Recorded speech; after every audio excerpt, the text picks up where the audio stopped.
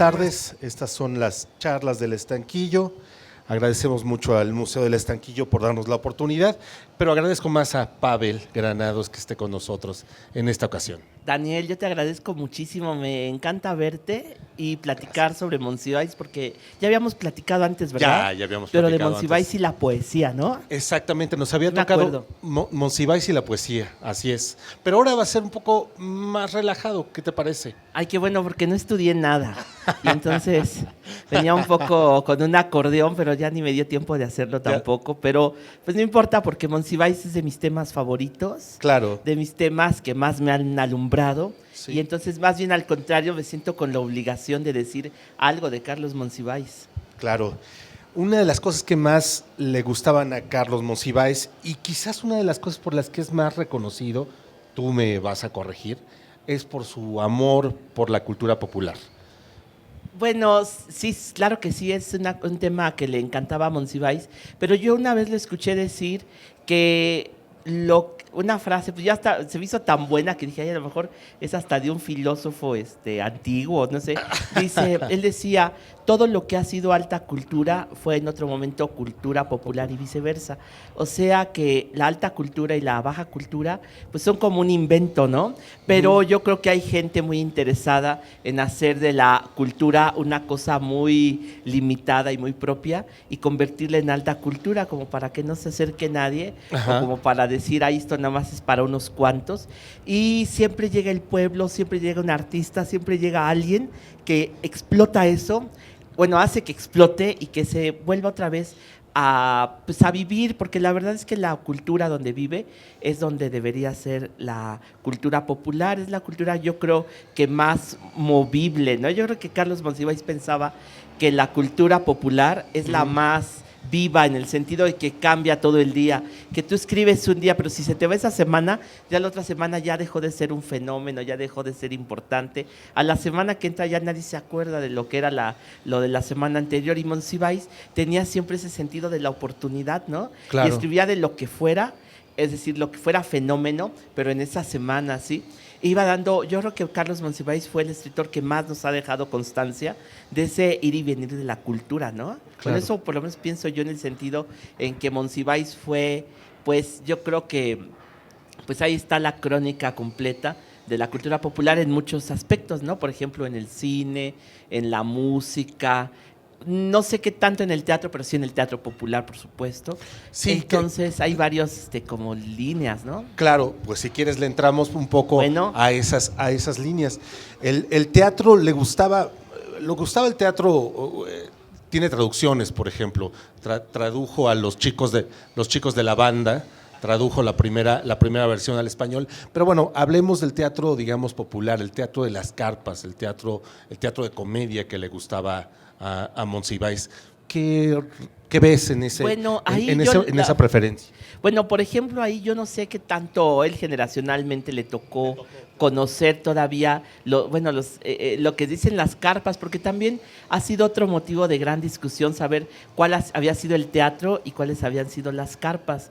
Y las carpas eran unas cosas que se ponían en la calle y que eran de cartón, y que eso sí eran también pues muy populares, pero ya me llama la atención ver que algunos de los grandes artistas de México empezaron en las carpas. Y yo creo que, Monsiváis a lo que nos acostumbró mucho a los lectores, sí, es a tratar de leer a partir de esos espectáculos a la sociedad de entonces, ¿no? Claro. Entonces, yo creo que encontró Monsiváis en las carpas, en el teatro de variedades y en el teatro político, una especie de radiografía de lo que acontecía en México, pero porque de algún modo las carpas eran como, bueno, ese teatro popular, porque también yo no me sé cuáles son yo no sé ya decirles si nada más las puras carpas, pero porque, por ejemplo, Palillo estuvo en las carpas, pero también estuvo en muchos en los teatros y así, claro, ¿no? Entonces, lo que pasaba ahí es que era una especie como hoy el periódico, a un nivel, pues yo creo que a lo mejor, no sé si, pues claro, no tan amplio, pero sí muy importante, porque lo que decía Palillo tenía mucha trascendencia. Yo creo que también ahí nos hace falta, y eso también hay textos de Carlos Monsiváis donde nos llama la atención sobre eso, nos hace ver la trascendencia del teatro, un teatro que ha perdido hoy cualquier trascendencia, porque el teatro ese sí se ha vuelto ya el género de los géneros más desprotegidos, ¿no? Eso es y cierto. entonces, pues Monsiváis hace un retrato más o menos desde el siglo XIX, porque a Carlos le gustaba muchísimo, por ejemplo, la crítica teatral de Altamirano o la de Manuel Gutiérrez Nájera, pero ahí, por ejemplo, yo creo que se burlaba un poquito de Gutiérrez Nájera, porque Gutiérrez Nájera se fijaba más en cómo se sentaba la gente y cómo iba vestida que en la obra de teatro. En la obra de Entonces, teatro, sí. se fijaba cómo debía llevarse el sombrero y cómo se debía de sentar uno. Claro. Y a Monsiváis le daba un poco de risa esos esos detalles de las críticas tanto de Altamirano como de Manuel Gutiérrez Nájera. Pero de pronto ve que, bueno, ese teatro ahí de la época de Porfirio Díaz, Sí. hola, es un teatro un poco que está presagiando algo, porque está Federico Gamboa y todo eso, y hay como de manera simbólica algunos conflictos. Pero la verdad es que Monsiváis, donde ve todo eso, es en el teatro de revista de la Revolución Mexicana. Yo creo que ese es un tema, pues no sé si consentido de él, pero un tema que le gustaba tratar y al que le gustaba darle algunas vueltas de vez en cuando, porque te das cuenta cómo en el teatro popular está representada la Revolución Mexicana, Claro. pero también de unos grados medio extraños, porque luego los dramaturgos del teatro de revista eran bien reaccionarios. Cuando finalmente llega Huerta al poder, cuando cae Huerta más bien, Sí. cuando Huerta se van todos ellos a Cuba y se escapan, porque en el fondo todo lo que hacían ellos era estar criticando a Madero, y entonces Madero, Sí. claro, no les hacía el menor caso, porque Madero tenía, pues en esa época decían el defecto de que respetaba la libertad de expresión, Claro. y entonces pues dejaba que todos hicieran sus obras de teatro. Pero cuando Huerta se va y viene Carranza, un montón Ay, de sí. personas se van, sí. Entonces Monsiváis habla de lo que fue ese escaparate de pues como ideológico del teatro de revista, ¿no? Ver, por ejemplo, cómo, pues yo no sé si se pueda malaprovechar la libertad de expresión, pero sí muchos dramaturgos se dedicaron a calumniar a Madero, por ejemplo.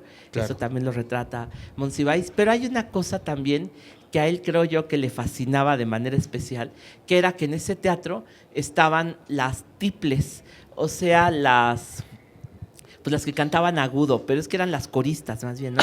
Las estaban Sí. ahí. Y había unas, pues uno se pregunta por qué se mataban las personas, por esas señoras tan Sí. feas. Bueno, yo no sé, pero hay algunas fotos, ¿no? Estaba una señora que se llamaba La Patita, Ajá. pues es que no, así que tú digas que te despierta algo, ¿no? Así. Pero dicen que era muy chistosa y que cantaba Yo soy la pata y tú eres el pato, porque era un dueto. Ajá. Y entonces la gente atiborraba los teatros de revista. Bueno, no sé, pero Pero es que eran pícaras, ¿no? Es decir, Eran muy chistosas. Bueno, es que si te era esta fijas- canción de como de doble sentido y entonces Claro. quizás era ahí donde podía atrapar a los señores. Bueno, es que si te fijas, si no era eso, eran las señoras más mochas y apretadas del mundo, ¿no? Claro. Entonces, la Ciudad de México, otra cosa que es muy importante, es que las mujeres no podían salir solas a la calle. O sea, que siempre una muchacha salía con su nana o con su mamá o con su hermano, Ajá. pero no solas. Y entonces, Claro. estas mujeres representaban, Carlos Monsiváis les dice en Escenas de Pudor y Liviandad, que son como la probadita o el anticipo de la liberación femenina. Y Claro. esas sí, pues eran Las tiples. las tiples. Ellas sí, pues eran Celia Montalbán, María Conesa, Lupe Rivas Cacho, Lupe Vélez, pero eran mujeres que parecían pues algo cercano a la, pues no sé, pues sí a la divinidad, ya les decían divas, Sí. aunque no, la verdad es que el término de diva ya Es se en el aplica, la cine, verdad, ¿no? al cine, Ujú. pero ya había algo en Lupe Rivas Cacho. Bueno, Lupe Rivas Cacho aparece en los murales de Diego Rivera, Claro. está en la CEP, está Lupe Marín y por atrás se ve Lupe Rivas Rivas Cacho, Cacho sí. en uno de los murales que está en un mercado, ¿no? Entonces, bueno, María Conesa, que era, pues te digo, no eran, pues María Conesa puede ser que se haya sido un poquito más bonita, pero Prudencia Grifel, pues ni de chiste, pero también fue joven y también enseñaba las piernas, así, bueno. No me imagino a Prudencia Grifel enseñando las piernas. Yo fíjate que tenía una foto, no sé si aquí en el estanquillo haya de Deben ella estar, sí. alguna jovencita. En la exposición no hay, Ya en la exposición no hay, Aldo. no. Pero a lo mejor Carlos tenía alguna foto de ella. Ajá. Pues yo sí vi una foto de ella y creo que hasta la tiré o no sé qué dice, pero la cosa es que eran mujeres eso que tú dices, esa picardía, ese sentido del humor, pues era algo poco común. Me imagino que era poco común y que además yo creo que eran espectáculos, no había tele. Entonces yo creo que era el único espectáculo al cual uno podía ir, si no diario, al menos cada 8 días, y de pronto pues agasajarse con lo que todo, ocurría, ¿no? Pues como diríamos ahora, era todo un concepto, era todo un paquete. Exactamente. Porque son ellas, Sí. es su presencia escénica. Pero también eran las primeras señoras que grabaron discos. María Conesa grabó. ¿María Conesa grabó disco? Cantaba horrible, porque, por ejemplo, una vez a mí me contaron que entraron al camerino y si le tiene algo María Conesa. No, estaba yo vocalizando, porque pensaban que estaba muriendo, pero estaba nada más vocalizando. Entonces, así cantaba de veras feo. Carlos creo que también en Escenas de Pudor y Liviandad rescata la crónica que hizo Luis Urbina de cuando fue a ver a María Conesa. Okay. Porque fueron 2 o 3 veces que la fue a ver y que escribió de ella.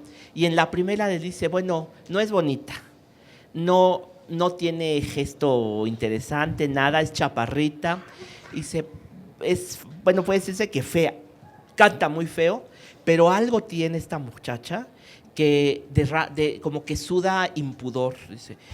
Dice, es algo como hasta como inmoral, dice, nada más verla es un espectáculo inmoral. Y termina diciendo una frase, puesta en sus labios, hasta el Padre Nuestro sería un atentado a la moral, dice Luis Urbina de María Conesa. Ajá. Pero entonces la gente le reclama y así. Y Carlos termina con la última crónica de Luis Urbina al respecto. Dice, está bien, me rindo ante los encantos de María Conesa.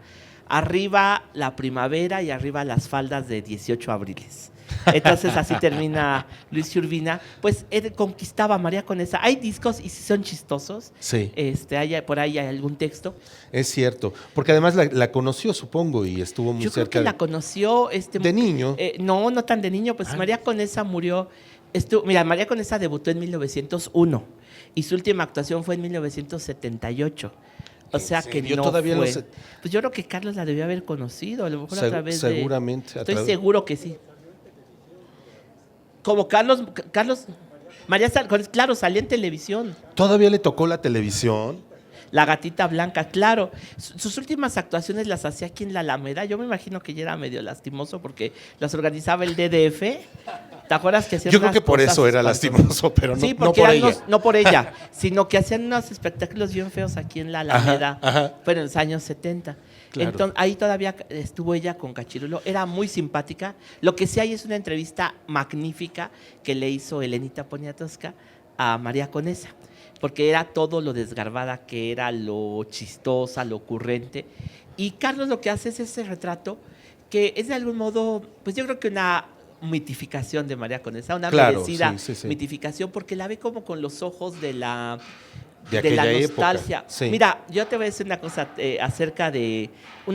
volví a leer algunas cosas de Escenas de Pudor y Liviandad en estos días. Sí. Y me topé con un Carlos Monsiváis que no me acordaba. La verdad, me sorprendió. Pues es que yo estaba muy acostumbrado a esa frase de José Emilio Pacheco que dice que la nostalgia es una mentira, que no somos nostálgicos, que quién va a tener nostalgia del DF y de Uruchurtu y de todo eso, quién va a tener nostalgia de ese México horrible. Lo dice quizá en el libro más nostálgico que hay en México, que es Las batallas en el desierto. Claro. Y entonces yo siempre me fui con la finta de que Monsiváis tampoco era muy nostálgico de todo eso. Y en Escenas de Pudor y Liviandad tiene unos momentos, yo sentía que se burlaba de los tríos. Que se le ahorita vamos para allá, justamente, sí. Pero no, la verdad es que lo leí y se nota como una elegía a los barrios que se llenaron de pronto de muchachos con sus guitarras y que tocaban tríos.